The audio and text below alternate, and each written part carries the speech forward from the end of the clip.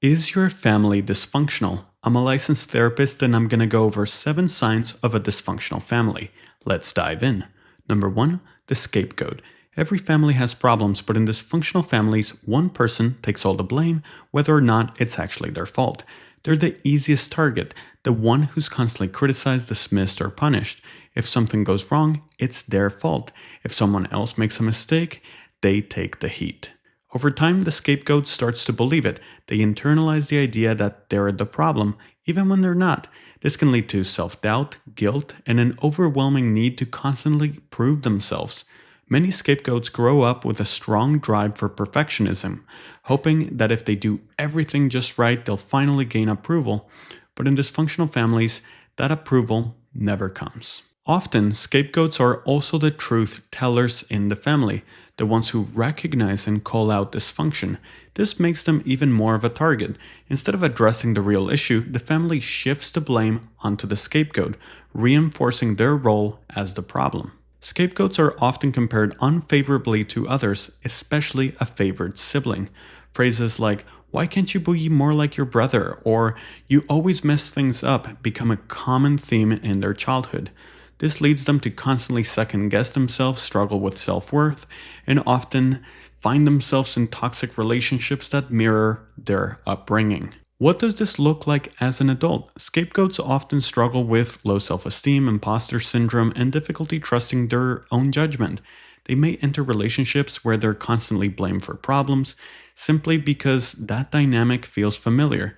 Some develop strong people-pleasing tendencies to avoid conflict, while others become hyper-independent, refusing to rely on anyone. They may find themselves in workplaces where they are unfairly blamed or undervalued, continuing the cycle of mistreatment they experienced as children. Number 2, constant criticism. Feedback is necessary for growth, but in dysfunctional families, criticism isn't constructive, it's relentless. Every mistake is magnified, every effort is overlooked. Instead of support and encouragement, family members are met with put-downs and disapproval. Parents may use sarcasm, passive-aggressive comments, or outright insults to keep control. Children in these families never feel like they're good enough and often develop an overwhelming fear of failure.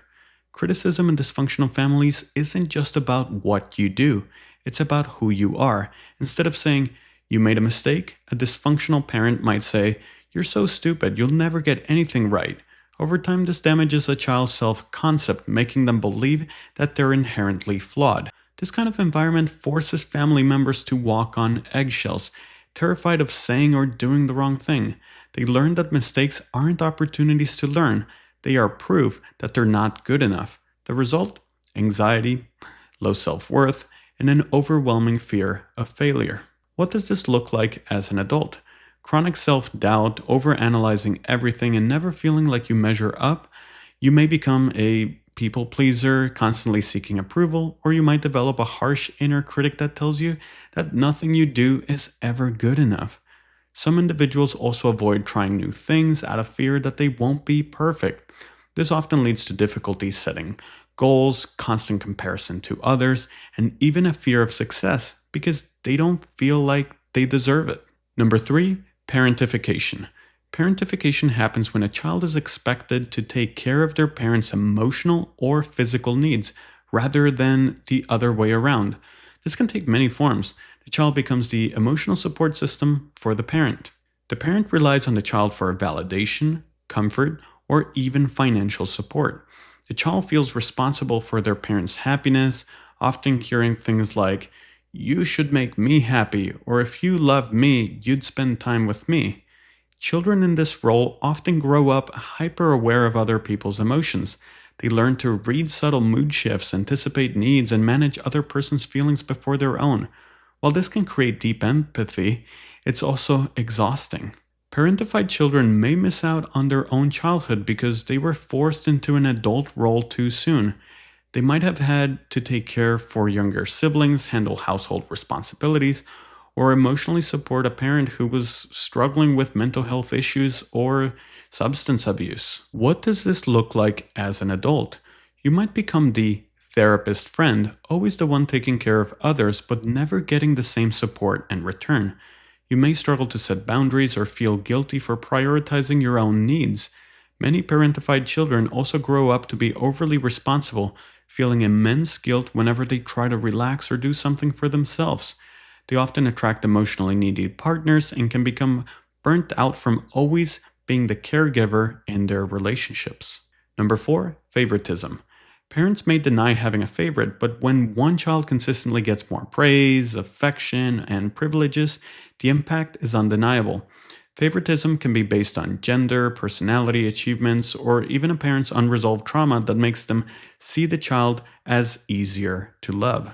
This dynamic harms both children. The favored child may develop a superiority complex, believing they are inherently better than their siblings. Meanwhile, the less favored child grows up feeling unseen, undervalued, and resentful. What does this look like as an adult?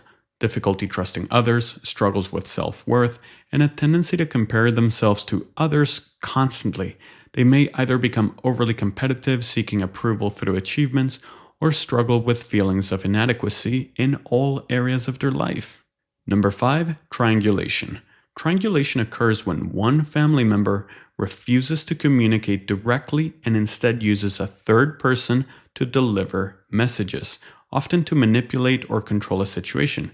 This is especially damaging when parents use their child as a go-to between their conflicts. For example, instead of directly speaking to each other, a parent might say, "Tell your father that I'm still mad at him," or "Tell your mother she needs to stop acting like this." This puts the child in an impossible situation, forcing them to take sides and absorbs the stress of their parents' unresolved issues. This tactic doesn't just happen between parents and children. Siblings can also be used as pawns when one child is turned against the other. Family members may use manipulation, guilt, or misinformation to create tension between people rather than resolving conflicts openly. What does this look like as an adult? Adults who grew up in a triangulated family often struggle with direct communication.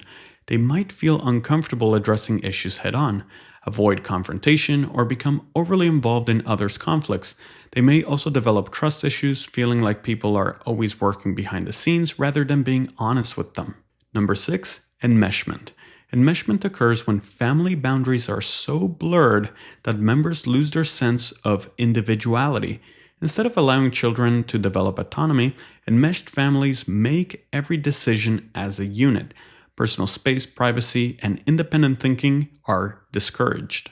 For example, a parent might insist on being involved in every aspect of their child's life, deciding who they should date, where they should work, and even what opinions they should have.